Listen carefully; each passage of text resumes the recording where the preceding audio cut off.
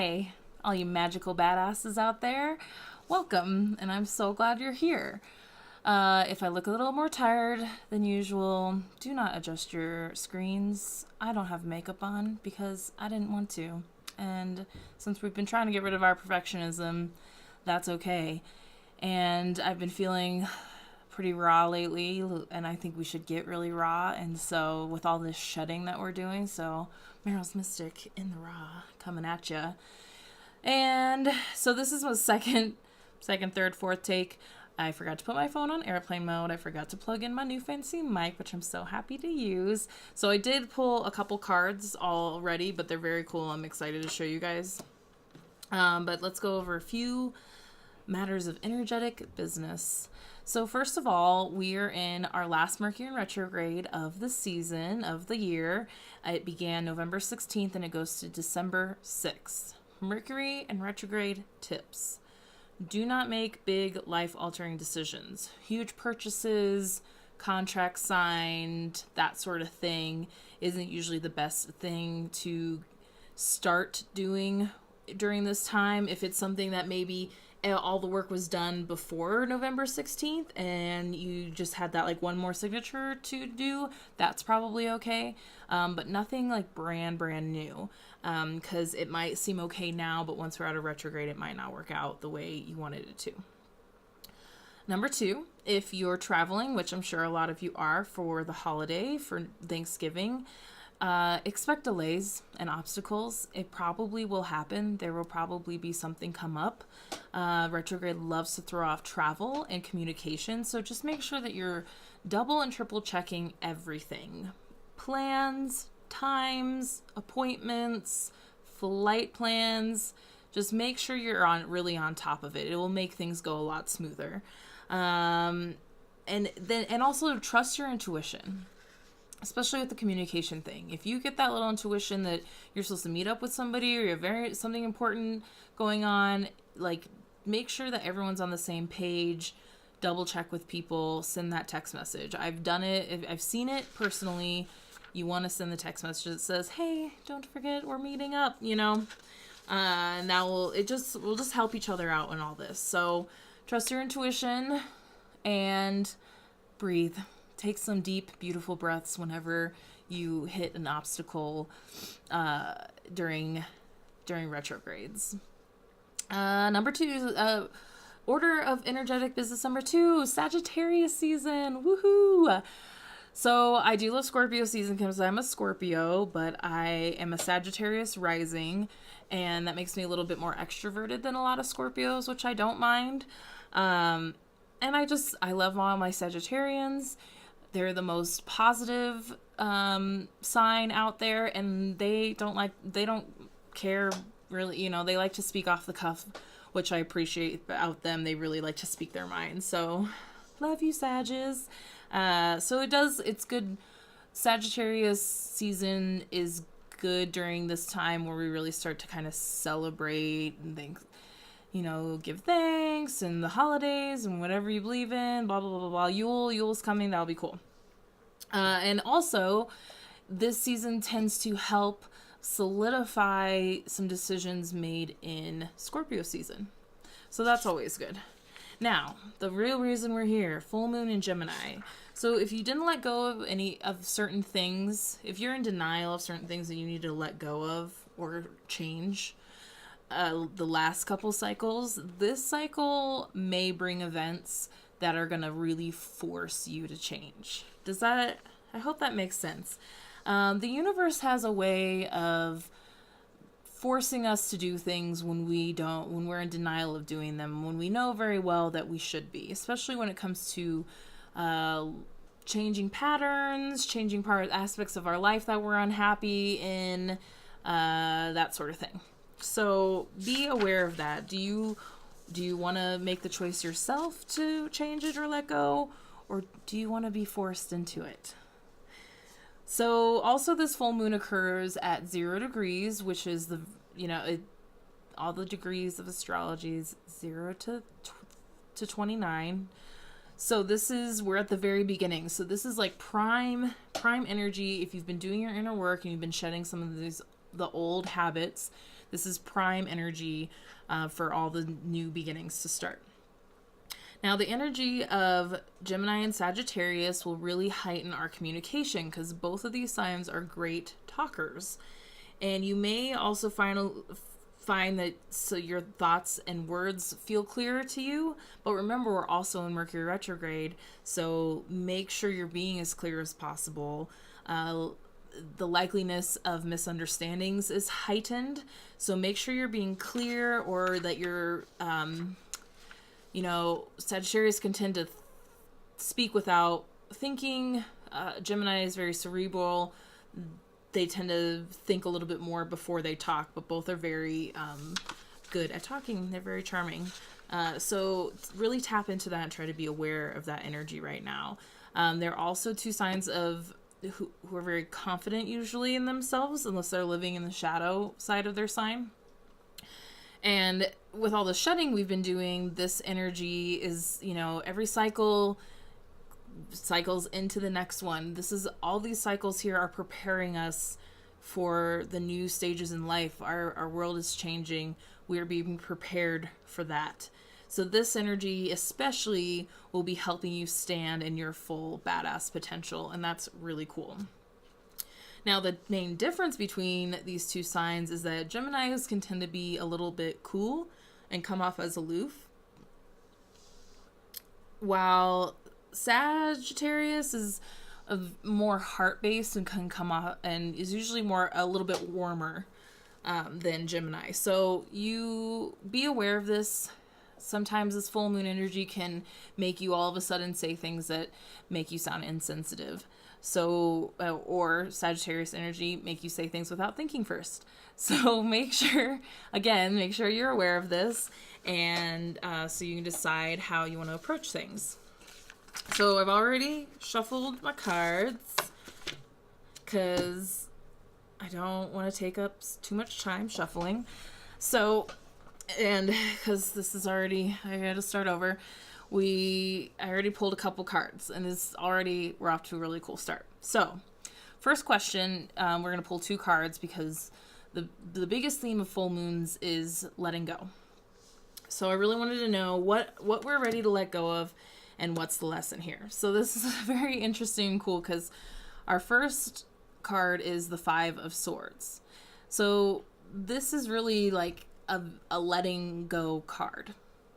And I have a bunch of swords here, which is really cool too, because swords are air, which is our thoughts, which Gemini definitely falls under that. So this is a strong energy. And I think a lot of this is very much like letting go and changing of mindset and how we think and how our thoughts project and how our thoughts create our world. So the lesson, what we're really ready to let go is those things that we were already letting go of. The things that you needed to sever ties with. You see how there was some sort of like battle here, and he's probably victorious, and his foes, possibly previous friends, are walking away. So, and it's interesting because the lesson card is the Six of Swords in reverse. And a lot of time when our minor arcana come up reverse, it's referencing the lesson of the previous card. It's reversed because we can't move past this point until we've done this. So this is very interesting. It's needing to fully let go. Yes, we've let people walk away. Yes, we've gotten rid of certain things. Yes, we think we're changing our mindset, but have you? Truly. Are you letting these things that you need to let go of still take up your thoughts and energy in your mind? Because if we finally did this, the lesson would be to take all the things that are serving us here and moving from rough waters, can you see that, rough waters, into our clear waters. But we can't do this until we fully let go of these things that are need to be out of our lives. Pretty freaking cool.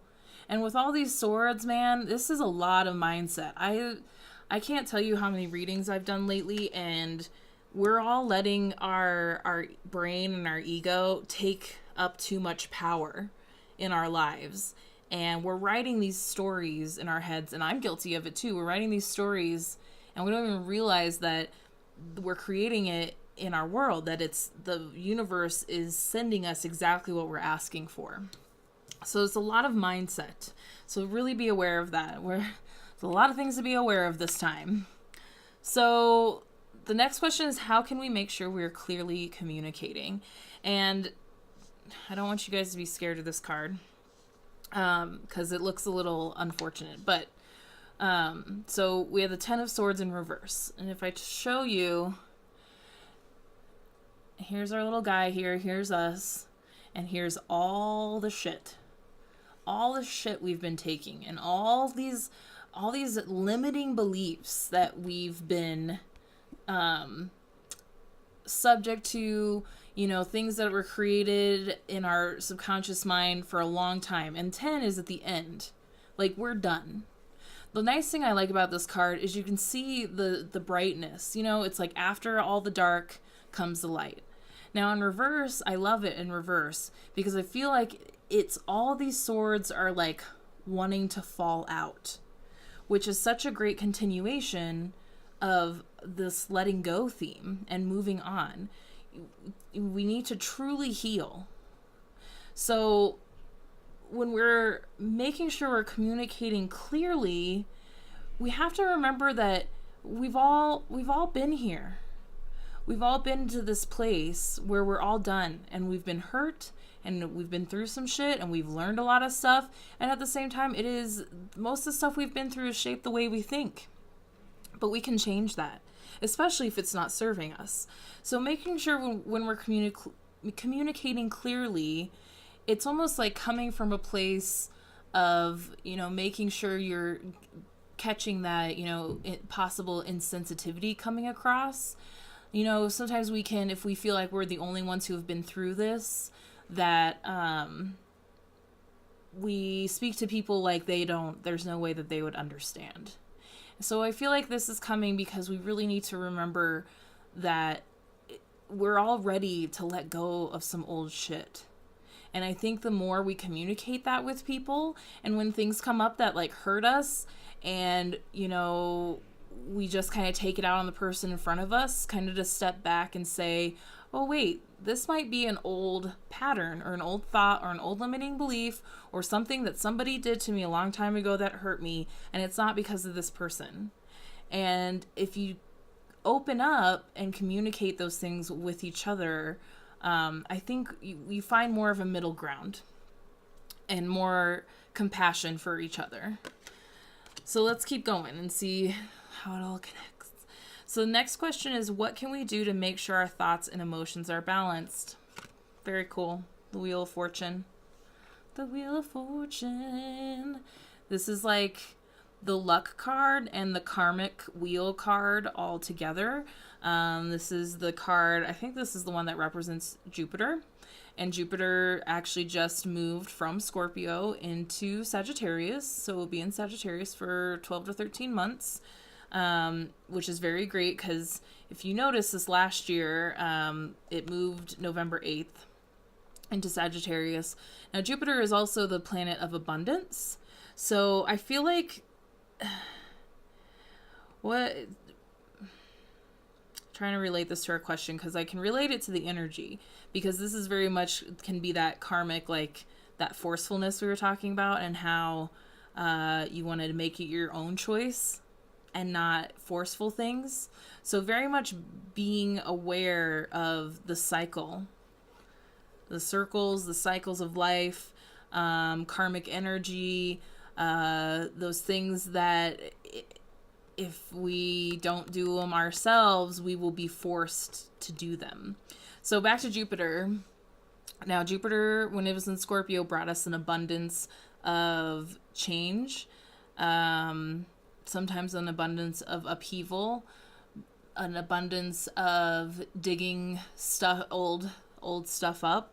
And luckily, moving into Sagittarius, it's going to be bringing us an abundance of more, I mean, it's all positive, but just a little bit more good feeling type stuff. So when we're applying this to how we can make sure our thoughts and emotions are balanced, it really is being aware of those things that we need to change ourselves, that we can take our destiny into our own hands and not just let life happen to us, but be co-creators in our world. Okay? I hope that makes sense. If you guys ever have any questions, please feel free to comment below. Next question, how do we step into our fully realized potential? How do we step into our fully realized potential? Oh, Ace of Wands in reverse. So the Ace of Wands is a cool card because it is like that's the spark. The spark, the beginning of new passion, the beginning of this a lot of time comes up when people need to start doing that thing that they've always wanted to do. Start doing that thing that has been really bothering you. Again, doing those things by choice and not by force. And this very much comes up when it's like the things that are in the back of your mind that you've always wanted to try, that your soul is just like, yeah, you gotta try that thing. Remember that class you wanted to take, or that show you wanted to see, or that place you wanted to travel to. So it's coming up in reverse though. So again, all this energy about taking our choices in our own hands or being forced to do them. Do you keep denying this? Do you keep denying this thing for yourself? Are you letting your spark in your soul die? Are you letting your fire burn out? Fires need to be fed. You know, it's our fire within needs to be fed. You can start a fire and safe fires. We don't need wildfires. You can start a fire, you can start that fire within, that spark, but if you don't feed it, if you don't nurture it, if you don't keep giving it oxygen and fuel, it's gonna burn out. Has your spark burnt out? What can you do to reignite that spark? Because if your spark is burned out and your fire is dwindling, or it feels cold, you're not going to be able to stand in your fully realized potential. And karma is going to force something to happen for this. The universe, the energy of the universe is going faster, and it's becoming more forceful because we have to change how we're doing things. We have to take care of ourselves. We have to have the fire lit within. We need the passion and the spark for ourselves mainly, so that we can help each other. Okay? So 1, 2, 3, 4, 5. Okay, yep, that's right.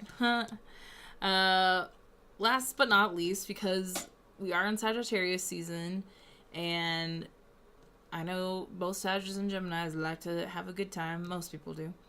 But we're in the celebratory season. So the last one is what steps can we take to celebrate ourselves for the work we have done, for how far we have come? Oh, 3 of Wands in reverse.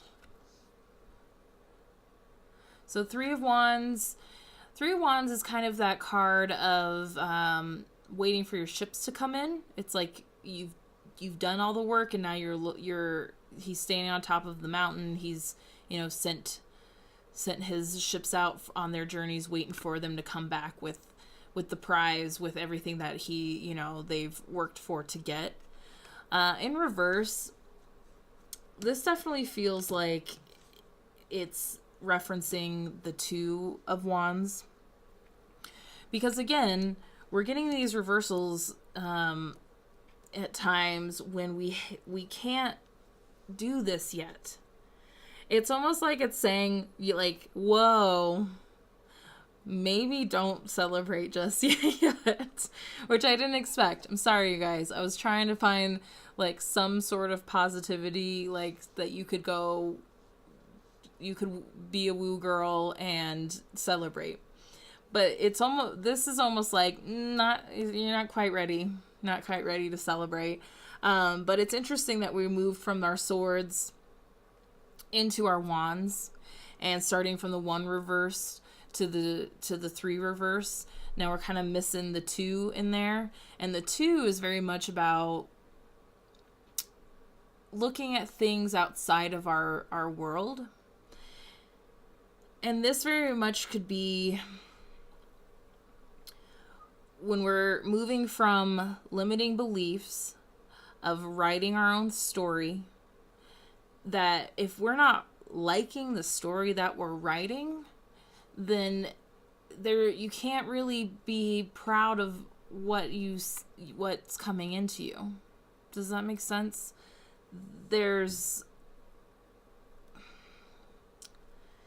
How do I say this?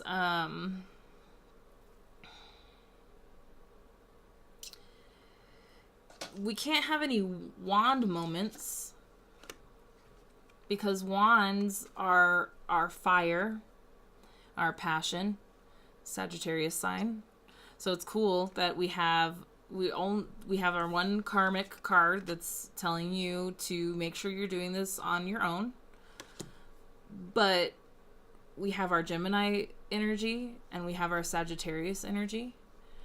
However, with everything that we've been working on, the Sagittarius energy, our fire here is a little stalled. We can't fully realize our passion and our potential, and we can't celebrate that yet. It's like we need to be here in order to be able to watch our ships come in. You need to start something and put it out there before you can see what's going to come back to you. So we're kind of stalled, unfortunately, because it seems like unless we do this, unless we change our story, it's not going to be different. If you're here and you're not happy about being here, you're over being here, you're ready to like finally cut some ties, you're ready to move on to the clearer waters, you have to change. You have to. If you're missing your spark, if your spark is gone, you have to change. Does that make sense? So I'm sorry that we don't have anything celebratory. I know we can do this. I know that we can change our story. So how do we change our story? First of all, it's about being aware. It's about being aware of our thoughts and our words, which this cycle energy is very good for. Because once we're aware of what we're saying to ourselves and to the universe, to the divine, then we can change what we're saying. So, for example, the one that comes up a lot with a lot of people and myself is, I don't have enough, or I don't have enough money to do that, or I don't have enough time to do that. Now, we don't realize that we're creating negative mantras for ourselves. When you keep saying, I don't have enough time, I don't have enough money, the universe is like, all right, well, I guess you're good then. If that's what you want, if you want to have, you don't want to have enough time or money because you keep saying you don't have it, so guess you don't have room for us to help you out with that.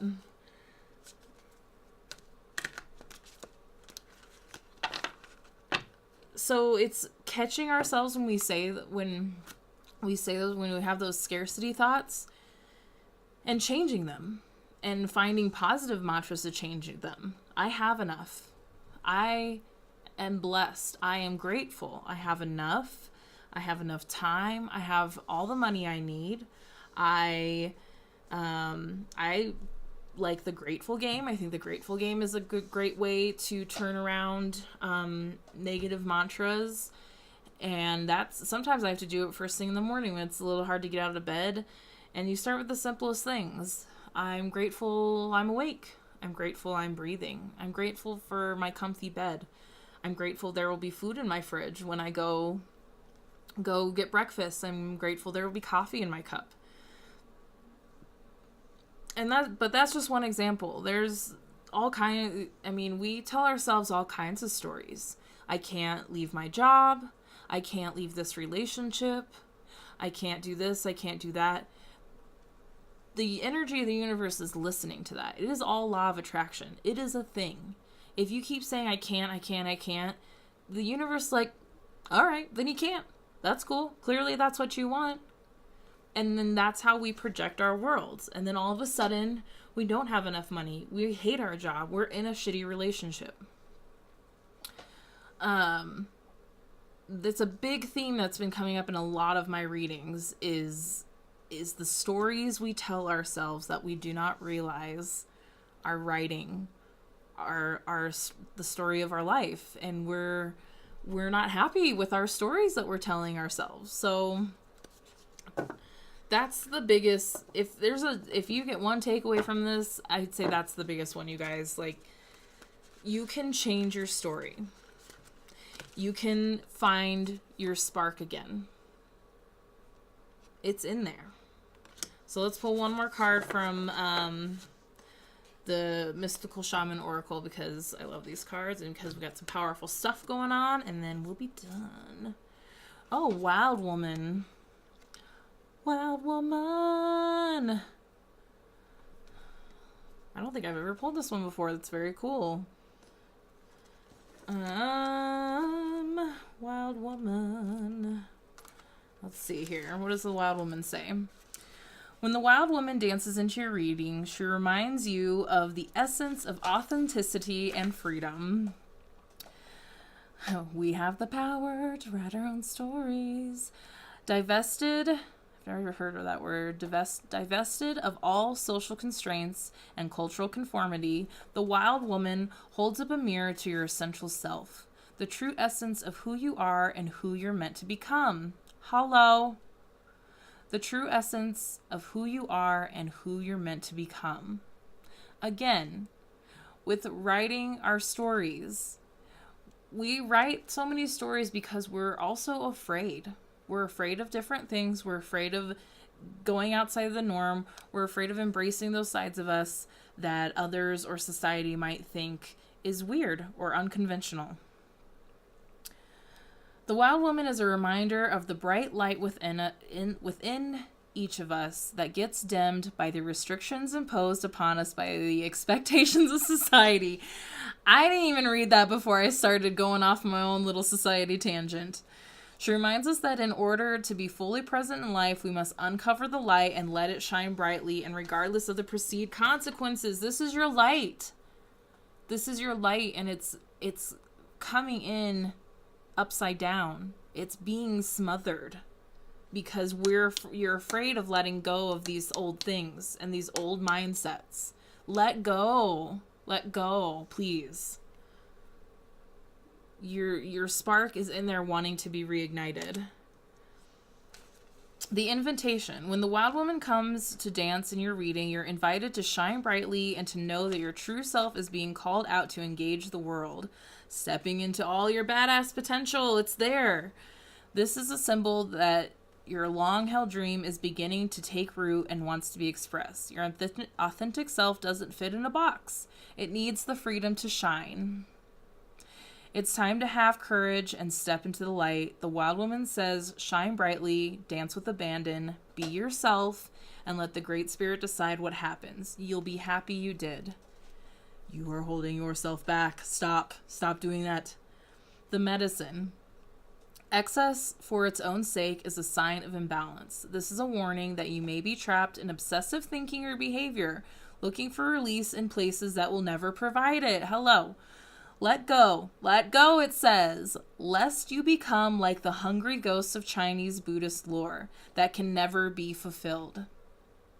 True release comes from trusting the fluidity of life, understanding that just as a river needs its banks to flow through,